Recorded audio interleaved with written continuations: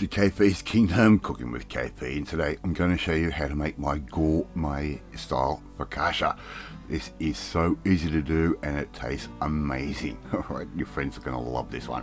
Right, first thing I've got 1 cup of warm water. I'm just going to put that into a bowl and I'm going to add in 7 grams of dried yeast. They can go straight in just like that, and I'm going to let that sit aside for around about half an hour or so. Right, so make sure we get every grain of yeast out. We want as much of that as we can get in there. Alright, 2 cups of pizza flour, 1/4 teaspoon of salt, 1 teaspoon of sugar. Right, let's put that all on top of a sieve, and we're going to just give that a little bit of a run through this little sieve here, and that's just going to take out any lumps and make sure we've got a really nice fluffy focaccia dough at the end. It's not going to take very long for you to do that at all, as you can see. Alright, next step we're going to do, quite simply, another 7 gram packet of yeast. Right, I'll do a double yeast. I put 1 in the flour mix and I put 1 as a wet mix.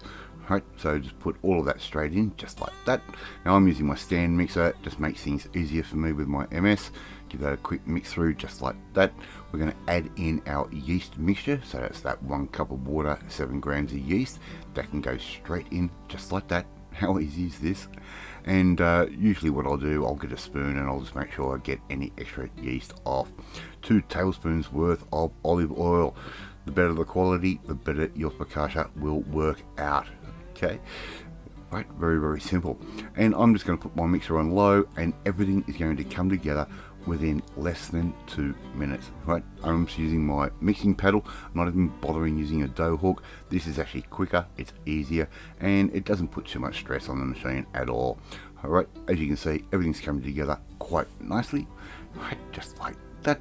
And if you haven't tried making your own piece of focaccia dough before, why not? It is not hard. Right, make sure we get all the dough off that paddle. We want as much as we can get.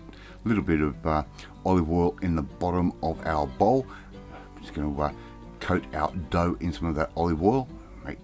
As I said, we're going to make sure we get rid of all of that dough off the paddle there. We want to make sure we end up with as much dough as possible. And if you want to make up a double batch of this, you can. Sometimes you run the risk into not making quite the right quantity or quite the right mixture. Alright, so we've got all that covered in some olive oil.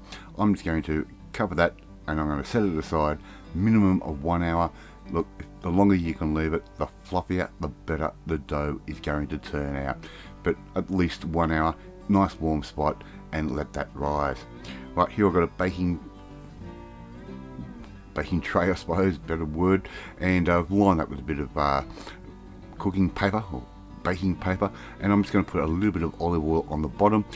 2 reasons why I'm doing this particular method. 1, guaranteed it won't stick, and B, it's going to be so easy to take our focaccia out at the end when it is all cooked. Alright, so our dough has risen. I'm not going to bother punching it down or anything like that. I'm just going to put the dough straight into our little cooking tray there, and our baking paper. Right, and if there's anything sort of stuck on the side, just put that straight in on top. Now I'm just using a pair of gloves here, makes things a little bit easier, and we want to stretch our dough out as far as we possibly can. It doesn't have to be thick. The longer you leave it, it will rise up more, and if you want to set it aside again for about another half an hour with the cover on it, it will rise a little bit more. Alright, so just work it all out towards the edges, just like that, and now we can start laying down our toppings. Here I've got some freshly sliced mushrooms. Yes, I have sliced these ones myself this time around. Right, we only need a couple of those, so I put down a little bit of layer of mushroom, just like that. Really nice and simple. And here I've got a little bit of a herb mix, and that herb mix is around about half a teaspoon's worth of sea salt and with a pinch of Murray River salt, and I've got about a half a teaspoon's worth of rosemary, 3/4 teaspoons worth of parsley, half a teaspoon's worth of oregano, and half a teaspoon's worth of thyme.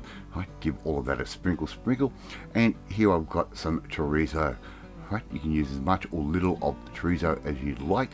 I've cut these up nice and thin so I can get a nice coverage across our whole focaccia top. And if you haven't tried doing this before, it is easy, it is fun, and it tastes better than anything you have ever bought. I'm going to add in a little bit of blue Stilton cheese. Something a little bit different, something a little bit stronger. Mrs. KP doesn't really like it, so I'm doing a half this time around. I'm leaving one just with the mushroom and chorizo. Mine, I'm going to load up with a little bit of blue Stilton cheese. You can use a blue cheese or whatever cheese that you like, but look, we're trying to make this one gourmet. A few little thin slices of red onion that can go down as well. Now Mrs. KP already has the oven sitting at 180 degrees Celsius, and the magic number, of course, and just getting that preheated. So I'm just going to finish that off with a little bit of this and a little bit of that, as you can see. And if you want, you could even add some fresh basil leaves, a little bit of grated Parmesan or Pecorino cheese straight over the top. Just a nice good dusting. Use as much or little as you like. You can skip this if you're not a fan of that cheese. That is now going to go into the oven between 20 and 30 minutes, 180 degrees Celsius. Now, as I said with the baking paper, look how easy this focaccia is going to come out. And there you go. You've got your own gourmet focaccia that you have made at home. Love to see you try and make this one. It is easy and it does taste absolutely amazing. Thank you so much for watching this video. Really do appreciate it. If you like this video, hit that like button. It gives me confidence, should make you feel warm and fuzzy too. Don't forget to share this video with all your friends on all platforms of social media. And don't forget to share this video with all your friends on all platforms of social media. We are trying to get them a KP's Kingdom out there. Don't forget to hit that like button at the same time. Please leave a comment. Love reading, love responding to them.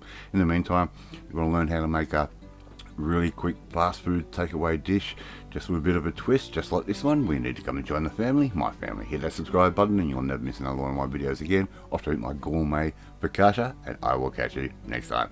Bye.